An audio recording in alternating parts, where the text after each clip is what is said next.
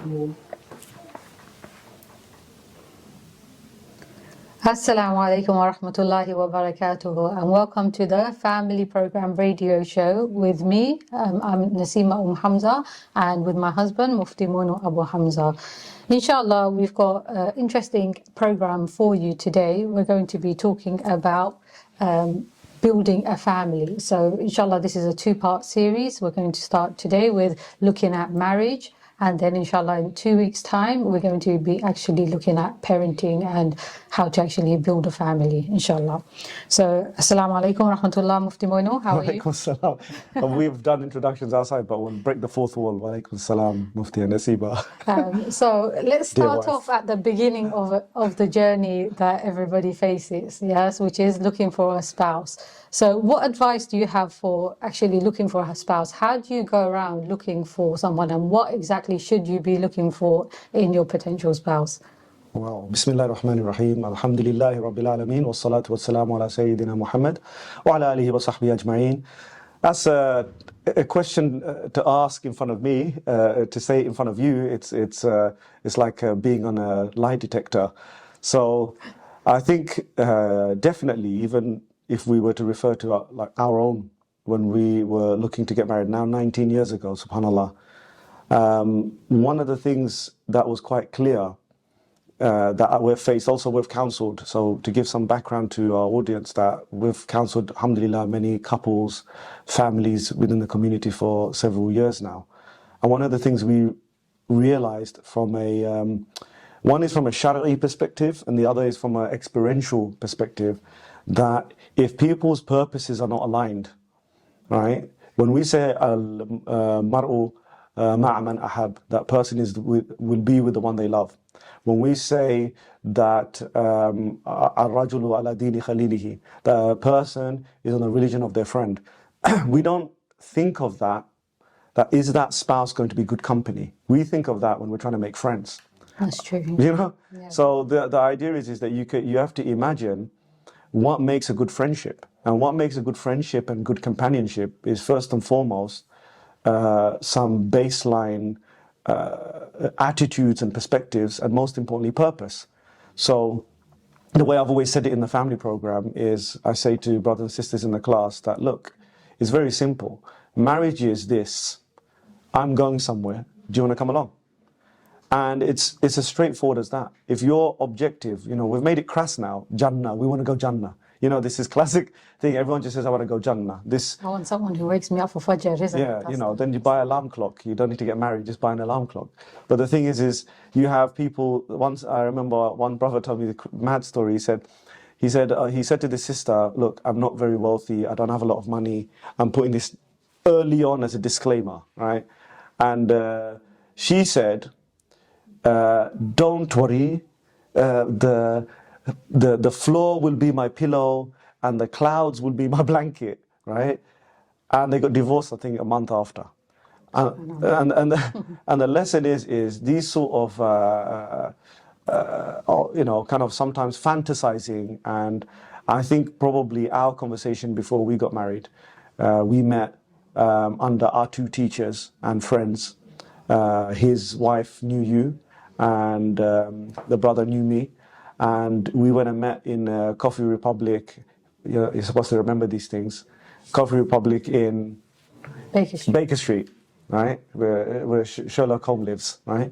And we were very blunt. We asked 3 or 4 direct questions, and those questions I'm going to get to in a second. I think the first and foremost important thing is having a common purpose. So if you say, look, we have a specific objective. Yours was, I want to finish my degree.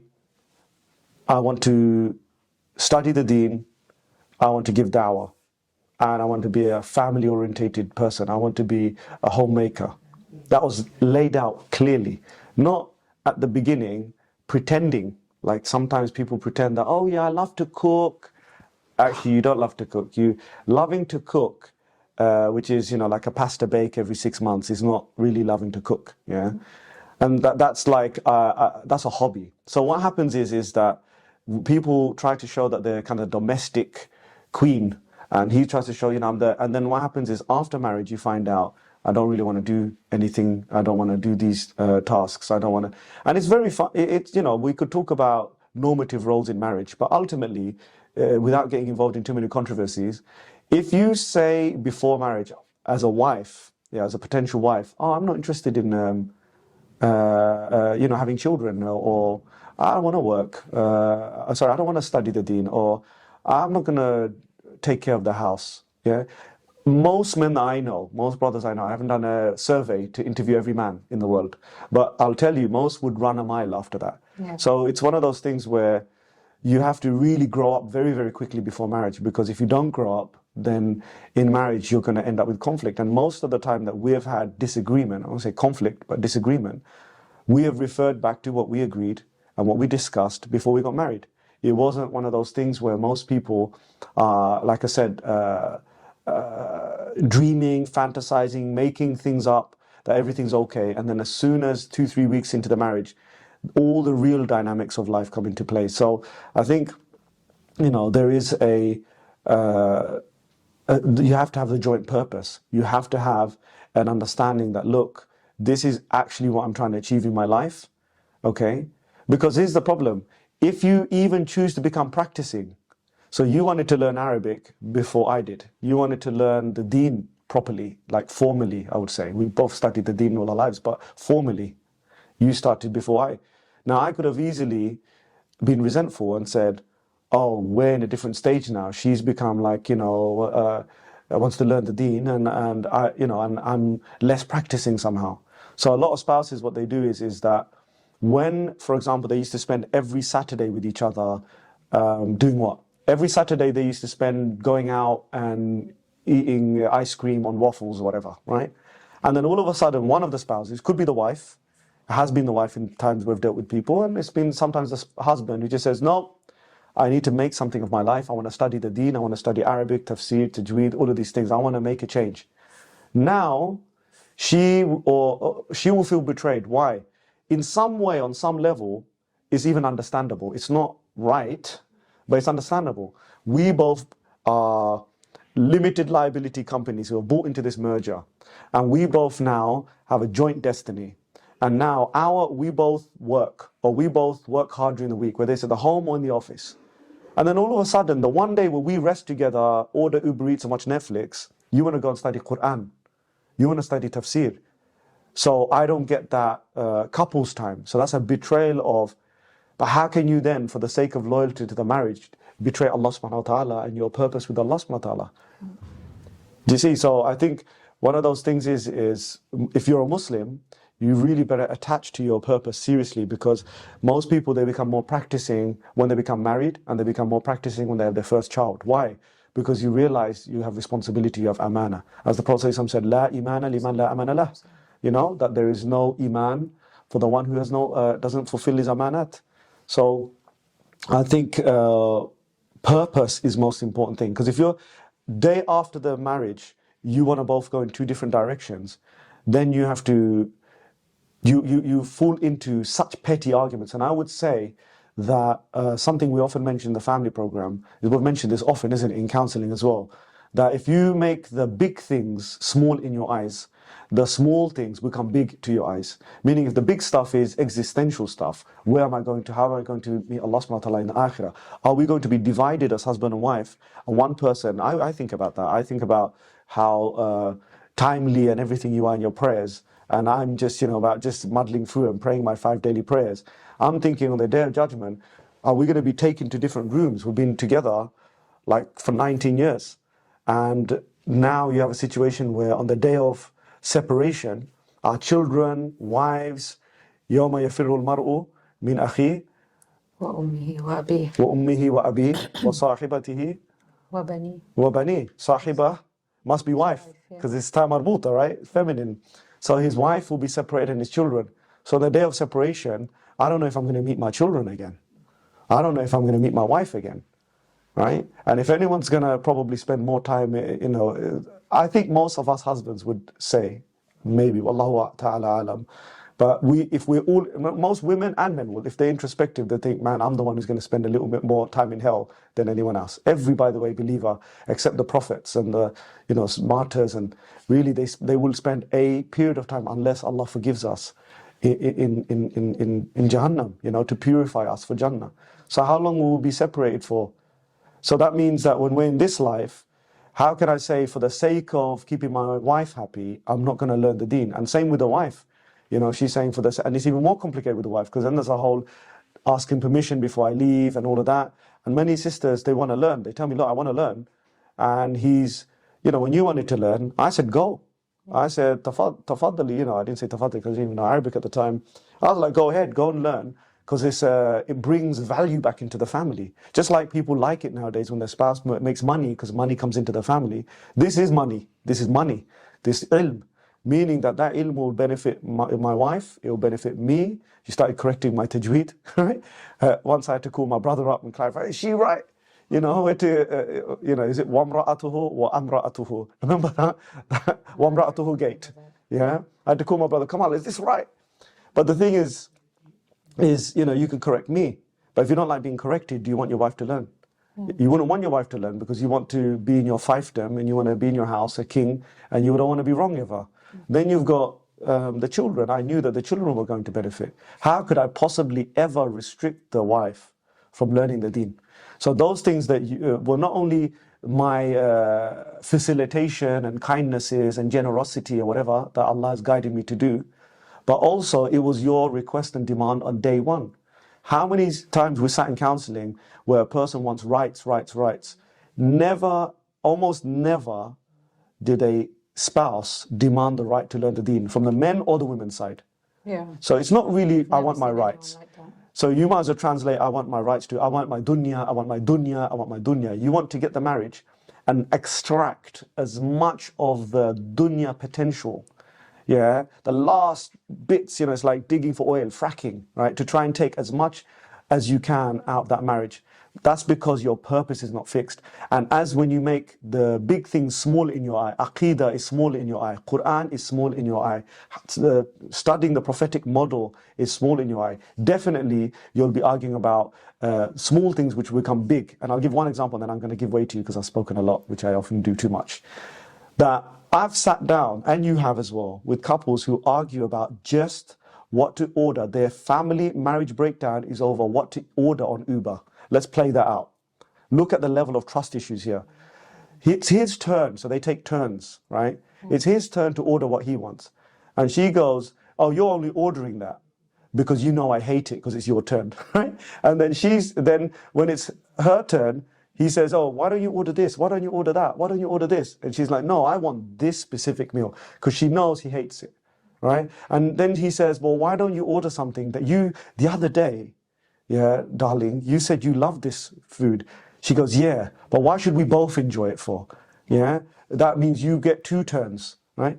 Do you see? So now we're arguing over Uber Eats, that literally the marriage disputes have come to the level where we're so petty, and only people without proper aqidah, people without a genuine, wholesome relationship with Allah subhanahu wa ta'ala that they're working on, that's got mistakes, that's got things to iron out, that's got problems.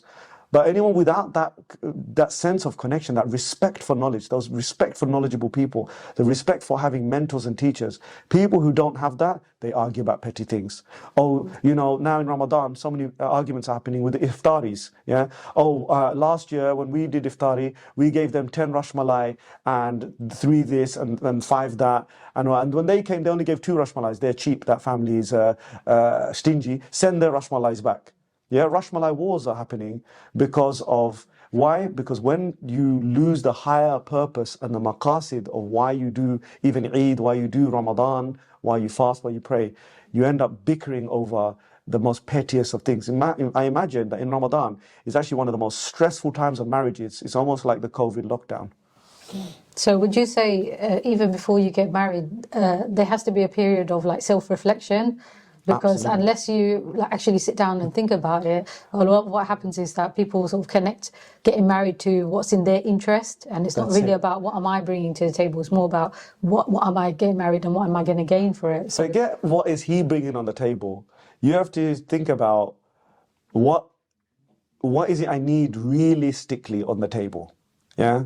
And one of the things is that people demand, giant mahar and this and that, and to make life miserable for each other.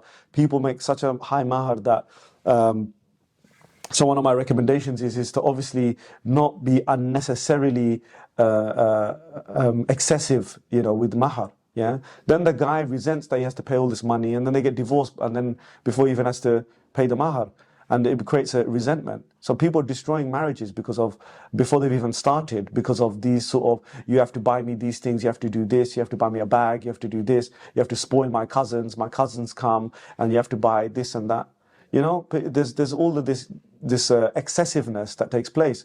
What should happen is you need to know yourself. And no one in this world will know themselves until they know Allah. That's why Hassan al-Basri, he said, Man ahabba an ya'rifa ma huwa falyarid nafsahu ala al-Qur'an. That whoever desires to know who they are. So how many of you on this listening to the show want to know who you are? Forget everybody else for a moment. We love making ourselves the focal point of interest. So let's say it. How many people want to know who they are? Everyone, put your hand up if you want to know who you are. There isn't a single person who doesn't want to know who they are. The Hassan al-Basri, he said, Man ahabba an ya'rifa, whoever desires to know, ma huwa, who on earth he is. فَلْيَعْرِضْ, let him offer himself, let him open himself. Yeah, فَلْيَعْرِضْ نَفْسَهُ عَلَى الْقُرْآنِ, let him offer himself to the Qur'an. The Qur'an will talk to you, the Qur'an will tell you who you are, the Qur'an will tell you your personality traits, it will show you if you have the minor signs of nifaq. Many of the minor signs of nifaq, many of us Muslims, we carry. And we don't even realize, because we're walking through the world blind.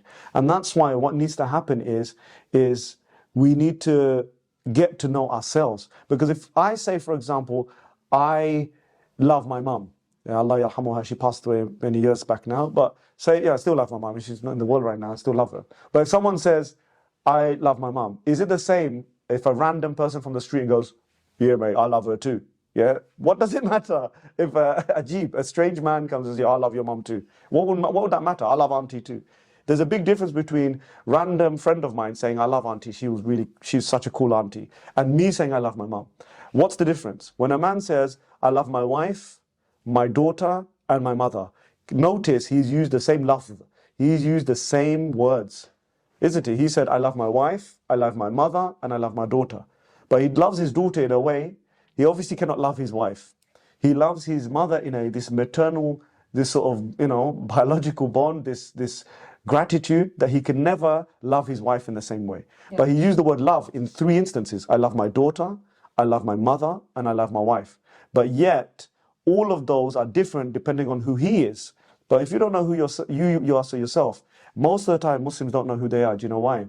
Because they define themselves by their consumerist tastes. I know who I am. I'm the kind of person who likes this bag. I'm the kind of guy who likes putting a poster of a Bugatti on my wall.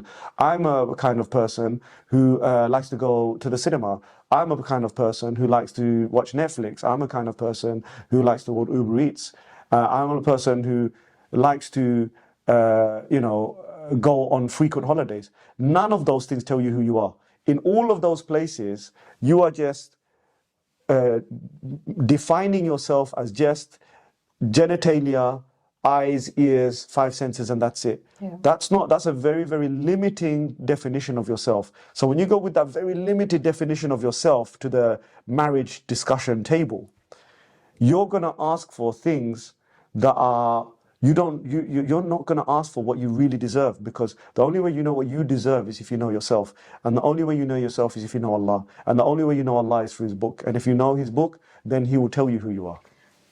Let's go. I think this leads on nicely to the discussion of roles and responsibilities. We see there's a lot of sort of discussion about what are my rights, and that's as we're discussing this is the hot potato. Related to yourself and what you can gain from the marriage. But there's a lot of importance, actually, even from our deen, on what are the responsibilities that you have, as well as, of course, rights. They're important. But how should we look at this, the rights and responsibilities? How do we balance it? And what are the rights and responsibilities of the husband, and what are the rights and responsibilities of the wife? What is the best way to sort of look at this as you're coming into a marriage? There are broad brushstrokes on how rights and the responsibilities in a marriage play themselves out. There are some, no doubt, some detailing, some fine lines based on circumstance. Notice actually that the fiqh related to marriage isn't as, and I say this very carefully, isn't as detailed as other ibadat and other mu'amalat. Why is that? Is it because Islam is lacking? Na'udhu billah, that's not the case. The reason is because so much is left within the principles that inform certain behavior. Islam doesn't say turn right, hug wife, pat kid on the head. It doesn't robotically manage how you are in your home. Okay, so there's a broad ambit of really however your culture is, however you see, but then there's the broader brushstrokes. So let's deal with the broader brushstrokes. The broader brushstrokes, rights and responsibilities and duties mean nothing without that purpose discussion. Why? Yeah. Why does he get to go out and I don't? Why does she get to stay in and I don't? Yeah. Why does she have to take care of the children?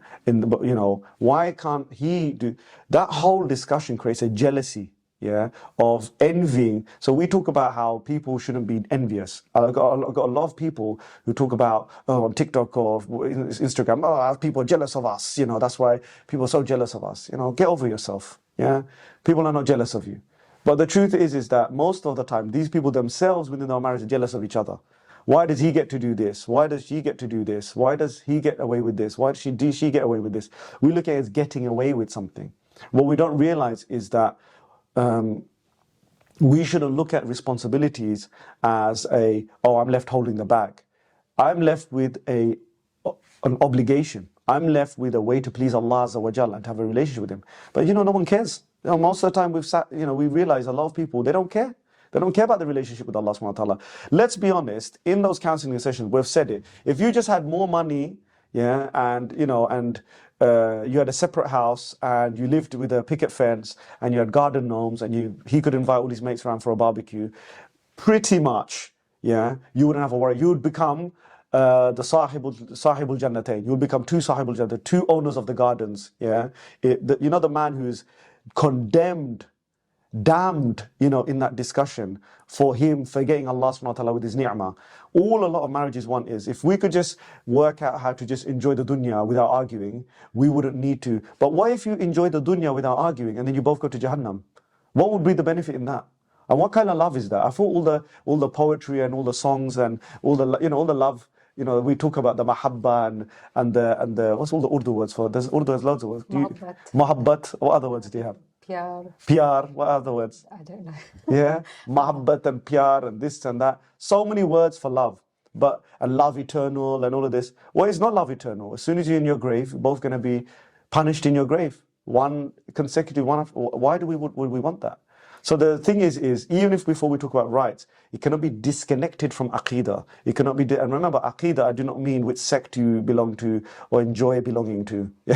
When I mean La ilaha illallah. I mean وَمَا خَلَقْتُ الْجِنَّ وَالْإِنسَ إِلَّا لِيَعْبُدُونَ. I did not create man and jinn except to worship me. I mean purpose of life stuff. I don't mean these sectarian nitty-gritty discussions, that mostly are negligible. We don't even need to have them, most people, for specialists. But those discussions that happen, a lot of the time you'll find is because their purpose isn't agreed on. If your purpose is, I want dunya, but I've got a Muslim name, I've got a Muslimic name, and I want akhirah, clearly there's going to be a clash, because one person is trying to, one person is taking one route and the other person is going in a different direction. So in terms of rights and obligations, I'll give an airtight statement and then maybe, and then we can expand. Yeah. Very simply put, is from the maqasid of the deen, meaning what is the deen wants to exist in a society and a family home, point number one. Yeah.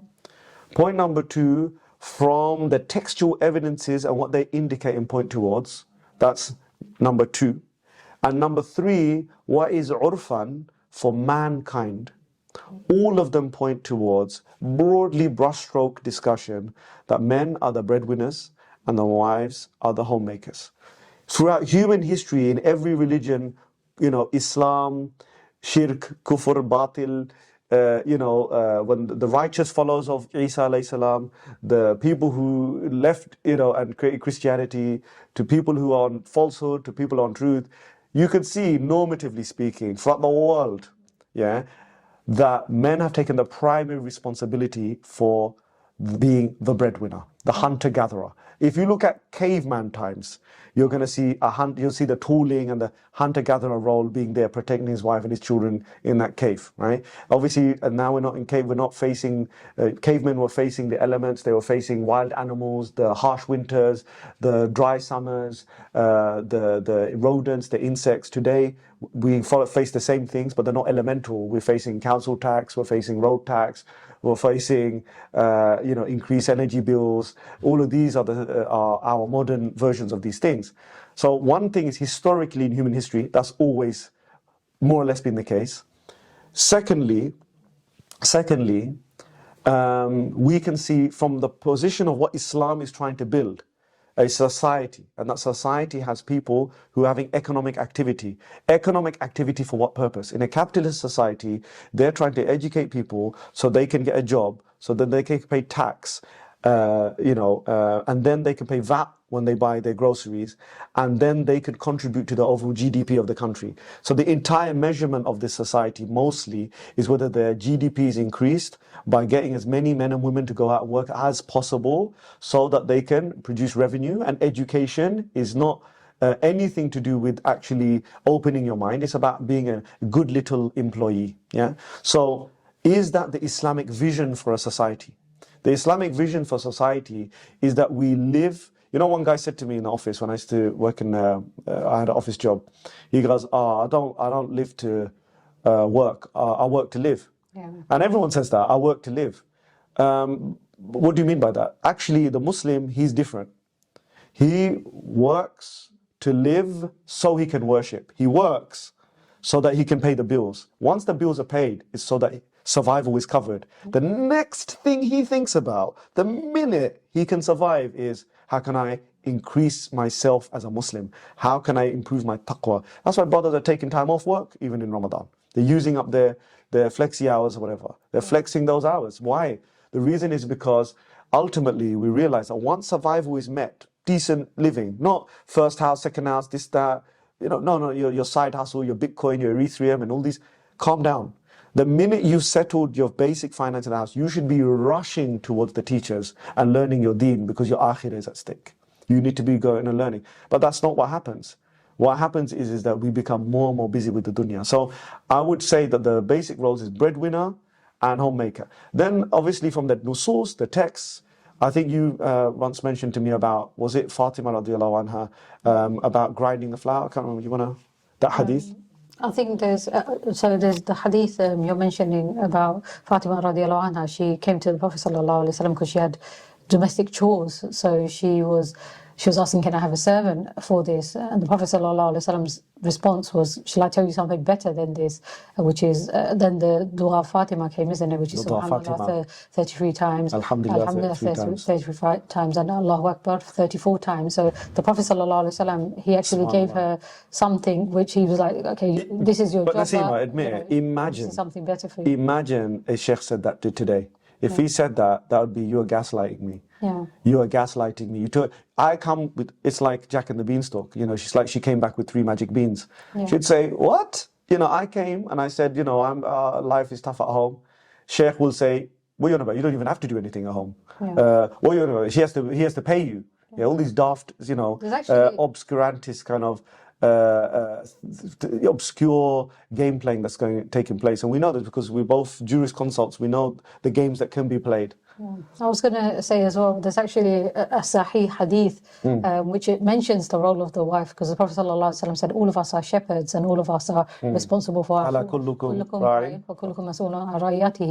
then the Prophet ﷺ mentions the role of the wife. So he said, وَالْمَرْأَةُ رَاعِيَةٌ عَلَى بَيْتِ بَعْلِهَا. The woman is على بيت بعلها وولده. وولده وهي مسؤولة عنهم. Yeah, that she is responsible for her husband's house and the children of the house, and that's her responsibility. She'll be asked about it. So the hadith is clear. This is a Sahih hadith. It's mentioned in Bukhari Muslim that the role of the woman is within the house. This is the thing, the shepherds and the sheep, The children are the sheep to the mother as well. And the fal amirul ladhi, he's also ra'in, the amir of a Muslim society. He's the leader, and he's in charge of his flock, and everyone has their various levels of their flock. This is in a Sahih hadith. Everybody knows that every one of you is a shepherd hadith. We all know this, but for some reason we don't pay attention to that part of the hadith. And there's so many other hadith, Sahih hadith, according to Albani, it's in many hadith, and it's mentioned that it mentions the husband's house. And taking care of his wealth and his children. And so the idea is that the reason why we don't find these conversations comfortable, we should address where's the discomfort coming from. The discomfort is coming from is because of the Western gaze. It's because the West are looking at you and thinking, oh, you're a measly housewife, you're a pointless housewife, that you're a waste of time. You just all you do is at home, and you're a frumpy housewife at home. SubhanAllah, this is not what Islam says anyway. That's been abused by cultures, though. We have to admit that with Asian cultures. I don't know much about the Somali culture. Some of you guys can help me. Skawaran, how are you guys doing? I don't know if it's the same thing with the Somali culture, but sometimes the Bengali or Asian culture is used to push against maybe some of the Islamic culture. Do you sometimes find a clash with sometimes some back home culture with the Islamic culture? You can do this or no? Or is it fully Sharia, everything? We have this, Our Somali brother, I'm not sure what he's just smiling, so I'm going to infer that he want to admit to more than he's giving away.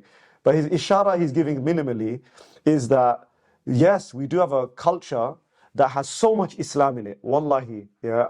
I grew up with the Somali community, by the way. I grew up, all the brothers that I spent my time with in my area were the Somali community. And I used to love their family, home life. I used to sit in their houses and play Monopoly and whatever. And I remember my times, very, very fondly. Sometimes I see my Somali aunties and I'm on a sidebar, but honestly, I feel tearful, because they work so hard for their boys, so hard for their daughters. But I will say one thing, that sometimes there is a cultural push, and we respond to that by saying no culture, no culture. First of all, al-urfu yu'tabar. This is a Shari'i maxim, isn't Translate it? Al-urfu yu'tabar means that custom is recognized by the Sharia. Right? Customs are recognized. The norms of the mahar is known by roughly what the norms are, isn't it? The norms. You base the mahar on norms. At that time, then we say, oh, the norm is this. So why is it culture when the norm is everyone has to pay 20,000? So if the going rate is 20 grand, you have to give 20 grand. So we're cultural then. What about being cultural when it comes to other aspects? So first of all, culture in it creates so much high IQ of Islamic culture, high level of spiritual IQ. But what's happening is there are some corrosive aspects which we would call the pre-Islamic backwards culture, Hindu culture or whatever culture, right? That maybe even not even Hindu culture, but it's the culture that existed in that society that bled into when our ancestors or our forefathers became Muslim.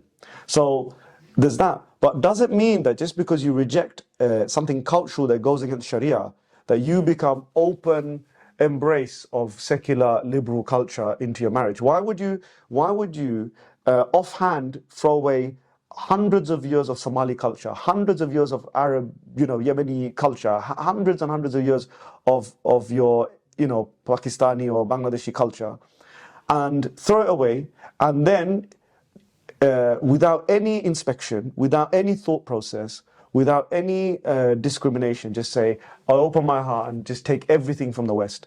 This shows that you've just gone from un-Islamic ideas that came before Islam to further un-Islamic ideas that come after Islam. So this is why the hadith, everyone is a shepherd, is so important. Ala kullukum ra'in, because look at it, starts with the Amir, he's a shepherd. So it's envisaging a society. So when you envisage a society, you're going to realize that the aim of society is not to buy things. When COVID kicked in, what happened? When the economic crisis, what do? They say, sell a car, I will give you money so you can buy another car. Why? Why is it sell a cooker so you can buy another cooker? There's grants and they want you to spend money because it keeps you can eat out. Was it called? Help out. Eat out to help out. because they want to keep the economy going. Their fundamental concern is as long as there's circulation of wealth, people will spend that money on what makes them happy. But our Sharia tells us, our Deen tells us that actually the Prophet ﷺ said, ليس الغنى عن في كثرة العرض. He said that true wealth, أو كما قال, true wealth is not by the abundant things that you show people, right? ولكن الغنى غنى النفس. That the real wealth, real richness, is the richness of the heart. Now, this flies in the face of a capitalistic, consumerist, materialistic society. But we're building our marriage on the aqidah of consumerism, on the aqidah. What can you get me? What bag is he going to get me? Is it Prada? What holiday is he going to take me to? What this, what this, what that? We haven't gone to a holiday for ages. And this is the culture that is destroying and eroding the marriage, because ultimately we were miserable. And then we want to share that misery. I swear, a lot of couples, what ends up happening is that they are both prisoners who are only picking at each other. It's like two prisoners in solitary confinement fighting over a ball of string, right? It's like that. The only reason they're doing that is because, as the paradigm of the family program goes, is, which is a good segue into the family program, but I'll give way to yourself first. I've said a lot. Just wanted to mention in relationship, we're going to come to that. I took faster, so I covered most of it. In relation to that, one of the important things is we mentioned about mindset. So where are you coming from? What's actually what are you bringing, like wherever your ideas coming from? But also we need to know then that our ideas are coming, we said, from purpose, is from Allah subhanahu wa ta'ala, right? Right. And that means that ihsan is actually the thing that dictates it, which is like Islamic excellence, always trying your best in a relationship. So it's not just about, okay, what am I going to get out of it? But rather you're thinking, what can I bring to the table to make this a better relationship? What is going to help us to please Allah subhanahu wa ta'ala the best? So if you come from that mindset, then naturally you can't lose. The relationship will be better. You can't you're both lose. looking at it as, how can I make it better? If you're both looking at it. So, imagine, we're all Muslim, yeah? Right? So we all like to play that, we're Muslim, but let's just play it out.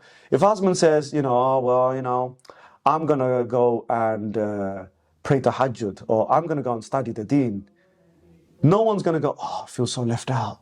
Most people don't. If he said, but if he went out somewhere with friends, or why can't I go? Why can't I be part of this?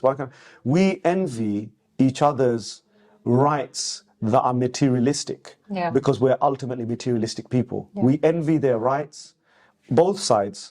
Yeah, both sides. You know how many husbands complain about, am I just a walking cash machine? Why am I walking vending machine? Which is money, money, money. That's all she mentions is money, money, money. Whatever it is on either side, and there's never one gender. I don't believe one gender is to blame. I believe the culture that connects both genders is un-Islamic. The relationship is un-Islamic. People don't even understand sometimes what I'm saying when I say this. For example, you got 5 Maulanas and they don't meet each other for iftar. In this Ramadan, they're not going to meet.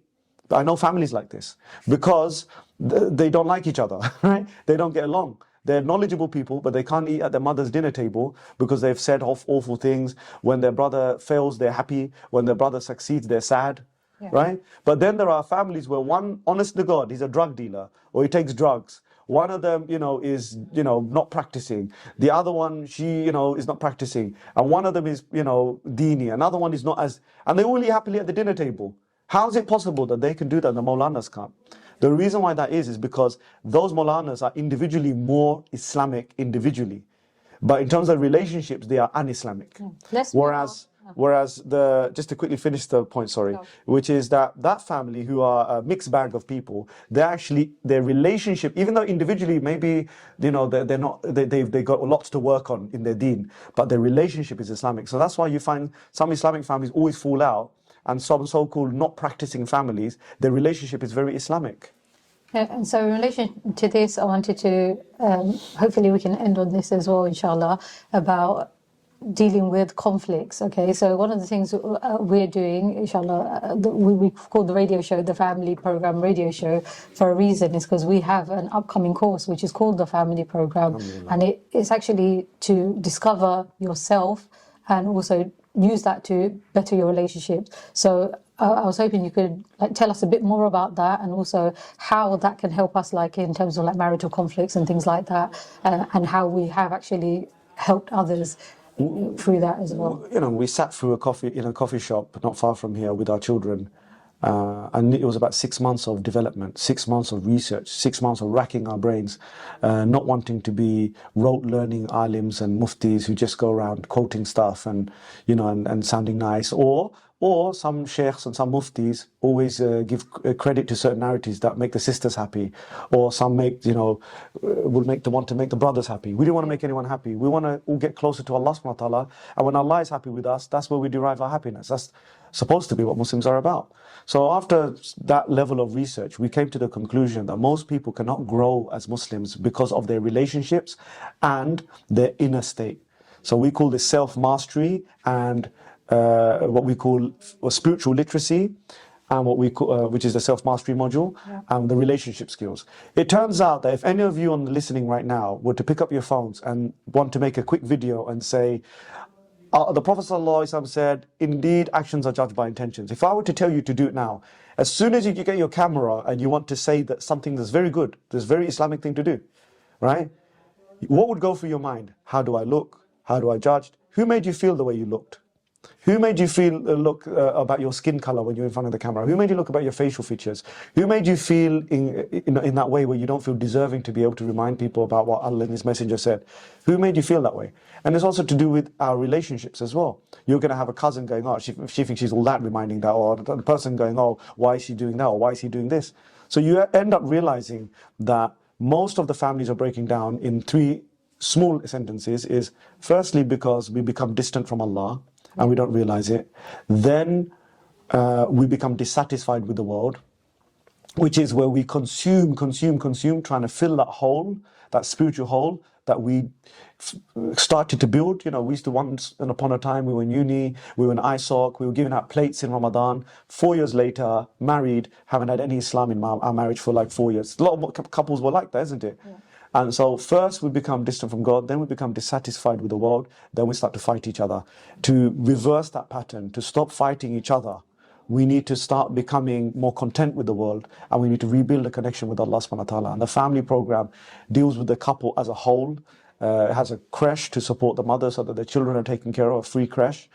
And people can study together, gain spiritual literacy, financial literacy, and relationship skills in terms of marriage and parenting. So this is what we teach. We taught about 80 students all across the world.